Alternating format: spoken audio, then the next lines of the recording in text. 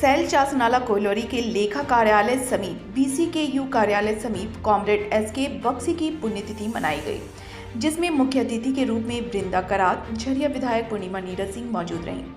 कार्यक्रम में सर्वप्रथम एसके बक्सी की मूर्ति पर माल्यार्पण व पुष्प अर्पित कर श्रद्धासुमन अर्पित किया गया। वहीं कार्यक्रम में से पूर्व बीसीकेयू के केंद्रीय अध्यक्ष सुंदरलाल महतो के नेतृत्व में विशाल रैली निकाली गई, जो चासनाला मोड़ से शुरू होकर शहीद के बेदी तक पहुंची। उसके बाद शहीदों को श्रद्धांजलि दी गई। सभा को संबोधित करते हुए वृंदा करात ने कहा, मोदी सरकार को जमकर लताड़ा और कहा कि केंद्र सरकार की मोदी सरकार श्रम कानून में जो बदलाव कर रही है, यह मजदूर विरोधी है।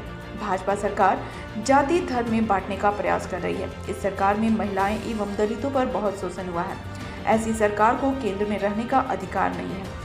वहीं वक्ताओं ने कहा कि कॉमरेड एसके बक्सी सारे ट्रेड यूनियनों को एक कर मजदूरों की लड़ाई लड़ने एवं मजदूरों को हक दिलाने के लिए हमेशा तत्पर रहते थे। वैसे महान आत्मा को हम लोग श्रद्धांजलि देने पहुंचे हुए हैं। उनके बताए हुए रास्ते पर चलते हुए मजदूरों का कल्याण हो सकता है। उन्होंने बड़ी बड़ी लड़ाइयाँ लड़ी और विजय हासिल की है। वहीं सभी को एकजुट करना चाहते थे, इसलिए हम संगठित रहकर वैसे लोगों के खिलाफ लड़ाई लड़कर जीत सकते हैं। इसलिए संगठित रहना बहुत जरूरी है कि 2014 से लेकर 2000 अभी इस बजट तक 2023 की बजट तक कि मोदी सरकार ने खुले रूप में इस देश की कॉर्पोरेट घरानों के पक्ष में नीतियां अपनाई। ये सिर्फ शब्द इसलिए नहीं है क्योंकि सरकारें आंकड़े भी इस बात को दर्शाती है कि जहां कोविड के समय में भी पूरी दुनिया में और हमारे देश में भी आम लोग तरस तरस कर परेशान हो रहे थे, जीना मुश्किल हो गया था, उसी दौर में हमारे देश के बड़े पूंजीपतियों का मुनाफा बहुत बढ़ गया था। और उसी दौर में अडानी का जो नंबर है दुनिया की पूंजीपतियों में, वो दूसरा नंबर पर आ गया। तो कहने का अर्थ ये है कि देश की साधन में कमी नहीं है, देश की जनता की मेहनत में कमी नहीं है। देश में कमी इस बात की है कि तमाम साधन और तमाम श्रम पूंजीपतियों की मुनाफा मैक्सिमाइज करने में ये इस्तेमाल किया जा रहा है। इसलिए हम कहते हैं ये मोदी सरकार घोर मजदूर विरोधी सरकार है। अभी निजीकरण का पूरा दौर चल रहा है। हम यहाँ कोयला खदानों के केंद्र में हैं, धनबाद और यहाँ चासनाला, और यहाँ पूरा निजीकरण हो रहा है, कोल का लूट हो रहा है प्राइवेट सेक्टर के द्वारा। ये ओपन कास्ट माइंस जो चल रहे हैं, पूरा प्रदूषण फैलाया जा रहा है और यहाँ की जनता हर सांस में मौत की एक सांस ले रही है। बोले सरकार, केंद्र सरकार अमृत महोत्सव मना रही है। देखिए, अमृत महोत्सव तो हम मनाते हैं 75 साल हमारी मेहनत से और फ्रीडम फाइटर्स की कुर्बानी से हमारे 75 साल की आज़ादी बची हुई है और देश आगे बढ़ रहा है। लेकिन जो मोदी सरकार के अमृतकाल के वो शब्द जो इस्तेमाल करते हैं, उनकी नीतियों के चलते चंद लोगों की अमृतकाल ज़रूर है जिनका मुनाफा बड़ा है, और आम लोगों की अमृतकाल की जगह शोषण काल है, जहर काल है। ये हकीकत है। मैडम, अभी जो हाल ही में जो यूपी में घटना हुई, वो क्या देश के लिए सही है या गलत है? ये बिल्कुल गलत है। हम कहते हैं जो अपराधी है, इस अपराधी को पकड़ने के देश में कानून है या नहीं है।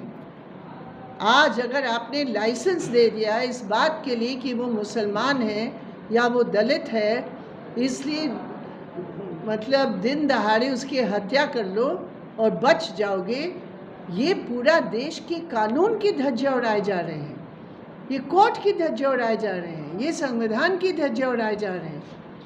कल अगर उनका कोई नेता को इस तरह का कर ले, जो अपराधी है, कितने उनके अपराधी हैं। अखिलेश जी ने बिल्कुल सही सूची निकाली उनके कितने अपराधी हैं, लेकिन अपराधी को कानूनी फ्रेमवर्क के अंदर, ढांचे के अंदर आप पकड़िए, जेल में भेजो, ज़रूर जेल में भेजो। वो हत्या किया, उसको जेल में भेजो। जो देश के कानून है, सख्त से सख्त सज़ा दो। लेकिन तुम्हारे हाथ में किसने कहा कि किसी गुंडे के हाथ में बंदूक देकर तुम उसकी हत्या कराओगे? तुम ही जज, तुम ही जूरी, तुम ही वकील, तुम ही सरकार, तो क्या रखा है इस देश के संविधान में? हम सख्त निंदा करते हैं। देती हूँ कि कल हमारे पिटीशन के आधार पर, जिसमें बीजेपी के मंत्री अनुराग ठाकुर और बीजेपी के एमपी परवेश वर्मा के खिलाफ नफरत करने की स्पीच के आधार पर हमने एफआईआर दर्ज करने का 2020 में हमने एक कंप्लेंट लगाई, लेकिन न मैजिस्ट्रेट ने, न पुलिस ने, न लोअर कोर्ट ने उसकी कोई भी सुनवाई करी। लेकिन कल सुप्रीम कोर्ट ने दिल्ली पुलिस को नोटिस दिया हमारे उस पिटीशन पर। मैं आभार प्रकट करती हूँ और धन्यवाद देती हूँ। क्या उसमें शिकायत क्या है आपका? अनुराग ठाकुर ने ऐसे नारे लगाए दिल्ली के चुनाव के पहले, जो इस देश के कानून के खिलाफ है, क्योंकि वो नारे ऐसे लगे थे धार्मिक उन्माद को फैलाने के लिए और इस देश की ध्रुवीकरण करने के लिए। और परवेश वर्मा जो बीजेपी के एमपी है, उन्होंने भी इससे भी बढ़कर जो भाषण दिए, वो बहुत ही खतरनाक भाषण था। और इसलिए हम कहते, कोई भी इस प्रकार का भाषण हो, वो मंत्री हो या संतरी हो, कोई भी पार्टी का हो, देश के संविधान की ध्वजा उड़ाएंगे और तुम मंत्री पद के फीते लगाकर तुम बचाव अपना करोगे, ये बिल्कुल गलत है। इसलिए हम सुप्रीम कोर्ट का कल का जो नोटिस दिया है, हम उसको धन्यवाद देते हैं। 2-3 जो ज्वलंत मुद्दे हैं, इसको लेके वामपंथी पार्टियों ने अभी हाल में मीटिंग की है। एक जो पहला मुद्दा है यहाँ पर विस्थापन का, धनबाद जिला भी वो बारूद के ढेर पर खड़ा है। और आप देखेंगे कि ये कुजामा ओगरे में रोज़ CISF मैनेजमेंट के लोग जाते हैं, जहाँ पर सैकड़ों साल से लोग, बिजली पानी वहाँ पर है, लोग को जो है उजाड़ने का काम कर रहे हैं। बगल में ब्लास्टिंग हो रही है, जिसकी विधायिका जी ने भी चर्चा की।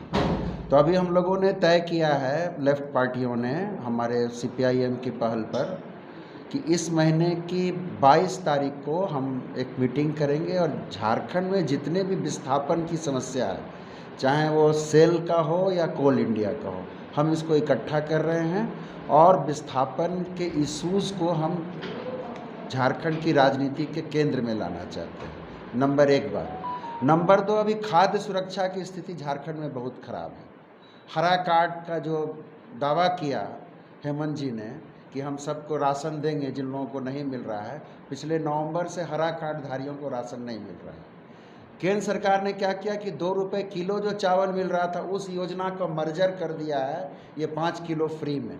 तो पहले 5 किलो चावल खरीदने के लिए 10 रुपये लगते थे, अब 200 रुपये लगेंगे। तो आम लोग बहुत परेशान हैं महंगी और बेरोजगारी से, और सरकार का दावा जो है वो झूठा साबित हुआ है। और हेमंत सरकार भी खाद्य सुरक्षा के मामले में जो है वो हमको लग रहा है कि फेलियर है। एक अंतिम बात, अभी ये बात बहुत उठ नहीं रही है, लेकिन झारखंड के लगभग आधा दर्जन जिले हाथी के प्रकोप से प्रभावित हैं। अब तक जो आंकड़ा मिला है कि पिछले 6 महीने में 237 लोग मारे गए हैं हाथी के प्रकोप से। सैकड़ों टन जो है धान, कई दर्जन झोपड़ियाँ, घर बर्बाद हुआ है। तो अभी इसको लेके हम वाम पक्ष की जो पार्टियां हैं, हम लोगों ने एक कन्वेंशन करने का 20 मई को फैसला लिया है और झारखंड के जो ज्वलंत मुद्दे हैं, इस पर हम आगे एक बड़े संघर्ष की बहुत जल्द जो है घोषणा करेंगे। आज हम लोग एक उनको नेता नहीं, हम लोग गार्जियन के रूप से मानते थे। वही लोग हम लोग राजनीतिक सिखाया। 1977 में जो ज़मीन में लड़ाई हुआ कि पूरा चासला कंडा में बोल रहा था कि नहीं हम इसे 35 को नौकरी देंगे, और बख्शीदा हम लोग उनका नेतृत्व में लड़कर हम लोग जो है 370 आदमी का हम लोग नौकरी लिए। उसमें जो आपको मालूम होगा आप लोग को कि बगल में कांड्रा का मंडल बस्ती में एक डिस्ट्रिक्ट में एक नौकरी दिलाया। एक साइड देखे थे कि पूरा फोर्स का लाठी लेकर, राइफल लेकर परेड कर रहे थे, और बख्शीदा के नेतृत्व में हम लोग तीर धनुष लेकर परेड कर रहे थे। तुम गोली चलाएंगे तो हम भी तीर चलाएंगे, किंतु अंत में मैनेजमेंट को झुकने पड़ा और झुक कर सबको गाँव वाला का नौकरी मुआवजा देना पड़ा। ये बख्शीदा का था। 1975 में देखिए आपका खदान दुर्घटना में 365 हमारा साथी जल समाधि लिए, उसमें जो है आपका पूरा बंद हो गया था। बख्शीदा के नेतृत्व में हम लोग कांडरा चसला में ज़मीन दिलाकर ये आपको कोलोरी के चलाए। इसमें से फिर बाद में भी हुआ कि ये निजीकरण होगा। हम लोग लड़े, हज़ारों के हज़ार संख्या में जाकर बरनपुर हम लोग एमडी को घेर कर जो है उस टाइम आपका ईपीए का सरकार बना। हमारा सांसद वासुदेव आचार्य उनका नेतृत्व में वासुदेव बोला तुम लोग यहाँ लड़ो, हम यहाँ पर पार्लियामेंट नहीं चलने देंगे। तो हम लोग लड़े साथी, और लड़कर इसको हम लोग सेल में विलय कराए। और सेल में विलय कराने से आज देखिए सभी का भविष्य तो उज्जवल है। आज जो हमारा खदान देखिए थे कल वासारी छोड़ के टोटल बंद हो गया था। इसमें हमारा सीटू पहल किया और पहल करके लड़े। रामनगर बंद था, हम रामनगर को चालू कराएं। टासरा बंद था, हम टासरा को चालू कराएं। हमारा डीप माइन बंद था, अपर शिप बंद था, किधर अपर शिप को हम चालू कराएं। डीप माइन को भी हम कोशिश कर रहे हैं, हम चालू कराएं। जीतपुर हमारा है, ये तो विधायक बोलबे किए कि पर्यावरण लेकर है। हम लोग भी इनको बोले कि आपका सरकार है, आप लोग कराइए चालू, आपका भी तो रेवन्यू आएगा। हमारे यहाँ 1000 आदमी जो ठिका मजदूर बैठा हुआ उसका रोजगार मिलेगा। इसका जो है आज द्वितीय हमारा पुण्यतिथि बख्शीदा को मना रहे हैं। बख्शीदा जो है जाने के बाद आज जो कोल माने पूरा कोल इंडिया में जो संयुक्त मोर्चा चलता था, आज संयुक्त मोर्चा कहीं नजर आ रहा है? नहीं आ रहा। बख्शीदा ऐसा आदमी था कि देखे आप लोग, एक परिवार जो है दोनों में लड़ता था, तो बख्शीदा उसको कंट्रोल रखता था। अब पूरा जो है मजदूर का आंदोलन कराता था यहाँ धनबाद जिला में। यह बख्शीदा का ही था। बख्शीदा का लिए हम लोग जितना भी बोले हम लोग कम होगा। यही उनका जो हम लोग श्रद्धांजलि आज दे रहे हैं। बख्शीदा जो थे संयुक्त मोर्चा के सबसे बुलंद आवाज़, जिन्होंने विभिन्न ट्रेड यूनियन के जो ट्रेड यूनियनें थी उनको एक साथ लाकर एक ही बैनर के तले खड़ा किया ताकि मजदूरों के हक की आवाज़ को बुलंद तरीके से आगे रखा जा सके प्रबंधन के सामने। क्योंकि अलग अलग बिखर जाने पे जो होना था, जिस तरीके से आवाज़ को मुखर होना था, वैसे हो नहीं पा रहा था। तो बख्शीदा ने जो है सबको एक साथ लाया और जीवन पर्यंत वो जो है संयुक्त मोर्चा के संरक्षक रह गए। और आज उन्हीं की जो है पुण्यतिथि में, दूसरी पुण्यतिथि में यहाँ पर श्रद्धांजलि देने आए और सभा का आयोजन हुआ। और सुंदरलाल महतो जी जो एक तरीके से कह लीजिए इस क्षेत्र के संरक्षक हैं, साथ में मुख्य अतिथि के रूप में यहाँ पर CPIM की सबसे ज़ोरदार आवाज़ पूरे देश में हमारी वृंदा करात जी यहाँ हैं। और हम सबके साथ जो है यहाँ पर इस कार्यक्रम को आयोजित किया गया, क्योंकि आप जानते हैं कि कोयलांचल में जो है विशेष करके यहाँ पे मज़दूरों के हक की बात जो है अलग अलग समस्याएं हैं। ऐसा नहीं है कि अगर वो सरकारी नौकरी कर रहे हैं तो मृत्यु हो गई तो भी नौकरी के लिए दौड़ना पड़ रहा है। मैं अभी आ रही थी रास्ते में तो एक महिला मिली, अब 18 महीने का उनका टाइम पीरियड है कि जहाँ उन्हें उनके पति के मरने के बाद नौकरी मिल सकती है। 7 महीने निकल चुके हैं, उन्हें पता नहीं कि क्या करना है, प्रबंधन सो रहा है। अगर ऐसी समस्याएं हैं, आप सोचिए तो महिला आज से 1.5 साल बाद कहाँ जाएगी? 1.5 साल बाद तो उसे बोला जाएगा कि जाइए, आपका तो समय खत्म हो गया, अब आपको नौकरी नहीं मिलेगा। और आप जानते हैं कि धनबाद में भारत सरकार की बहुत सारी सब्सिडरीज़ हैं, जैसे सेल कह लीजिए, प्राइवेट में टाटा कह लीजिए, सिम्फर है, यहाँ पर BCCL है, ECL है। इनमें बहुत सारे लोग कार्यरत हैं और इन्हीं के हक की आवाज़। और आपको पता है कि असंगठित क्षेत्र में बहुत सारे मजदूर इन लोगों के साथ जुड़े हुए हैं। कहीं कोयला खदानें चल रही हैं, कहीं नहीं चल रही हैं। इन सारी समस्याओं को एक बैनर के तले जो है बख्शीदा ले आए। हम सभी ट्रेड यूनियन, आपको पता है अप्रत्यक्ष रूप से मैं खुद के परिवार के जनता मजदूर संघ से जुड़ी हुई हूँ, क्योंकि मैं विधायक हूँ तो अप्रत्यक्ष रूप से हूँ। जनता की आवाज़ कोई भी मेरे पास आएगा तो मुझे आगे रखनी ही है। इसी में आज इतने जो महान व्यक्तित्व थे, और हमारे लिए गौरव की बात है कि हमारे झरिया में थे, तो इनको आज श्रद्धांजलि अर्पित करें। और हर साल आती हूँ, बहुत ही प्रेम से मिलते थे। हर साल चासनाला में जो हम श्रद्धांजलि देने आते थे, जो हमारे कामगार यहाँ मरे थे 27 दिसंबर 1975 को, उसकी जब भी एनिवर्सरी होती थी तो बख्शीदा से मिलती थी। इतने प्रेम से मिलते थे, सबके बारे में पूछते थे और इतने लंबे समय तक एक्टिवली जो है जुड़े रहे। तो आज उसी कार्यक्रम को लेकर हम सब यहाँ हैं। मैडम, मजदूरों को बहुत आपसे आस है कि डीप माइंस खदान और ओपन कास्ट चालू हो, कब तक मजदूरों को आस लगी हुई है? देखिए, इसकी बात चल रही है अलग अलग जगहों पे। अभी जैसे आपको पता होगा कि चांदमारी में एक बहुत लंबी लड़ाई मैंने लड़ी और 3 साल लड़ने के बाद यहाँ से लेकर विधानसभा तक हर अफसर का दरवाज़ा करने के बाद आज जो हमारे बिहार सरकार जब एकीकृत बिहार था उस समय जिनको बंदोबस्त की गई थी ज़मीन और अचानक BCCL ने उनसे छीन लिया, उनको मजबूर किया गया कि BCCL वापस उन्हें बंदोबस्ती करे। तो हर लड़ाई को बहुत सच्चे, मैं सबको ये विश्वास दिलाना चाहती हूँ कि बहुत सच्चे मन से लड़ी जा रही है। और निश्चित तौर पर यहाँ की बात है या जीतपुर की बात है जहाँ खदान बंद हो गई है, वहाँ दोनों की बात चल रही है।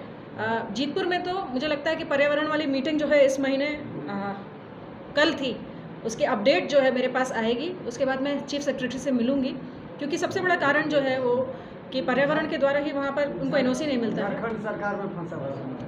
नहीं, आप आरोप मत लगाइए। झारखंड सरकार उसको देख रही है कि बाद में झारखंड सरकार को सुप्रीम कोर्ट या हाई कोर्ट क्वेश्चन ना कर दे कि आप कैसे चला सकते हैं, लोगों की जान को खतरा है, बहुत सारे नियम कानून होते हैं, तो दोनों को देखना पड़ता है। अभी जैसे एक बात है कि यहाँ पर लोग को DGMS कहता है कि खदानें जो हैं उनको कम से कम 100 मीटर या 300 फीट दूर होना चाहिए रिहायशी इलाकों से, लेकिन सच्चाई ये है कि मुझे लगता है कि अधिकारी आजकल दलाल बन गए हैं, जितनी भी संस्थाएं हैं उनकी, और खदानें बिल्कुल घर के बगल में चल रही है, ब्लास्टिंग हो रही है। तो प्रश्न उन पर भी उठना चाहिए। हमसे तो किया ही जाता है, हम तो इसलिए बैठे ही हैं यहाँ पर, लेकिन प्रश्न उन पर भी उठना चाहिए कि नियम कानून को ताक पे रख कर आप कैसे खदानें चला रहे हैं। उस समय क्या उनको नहीं दिखता है, तब बड़ी बड़ी बातें बनाते हैं। इसलिए प्रयास हो रहा है, भरसक प्रयास हो रहा है और जल्दी प्रयास रंग लाएगा।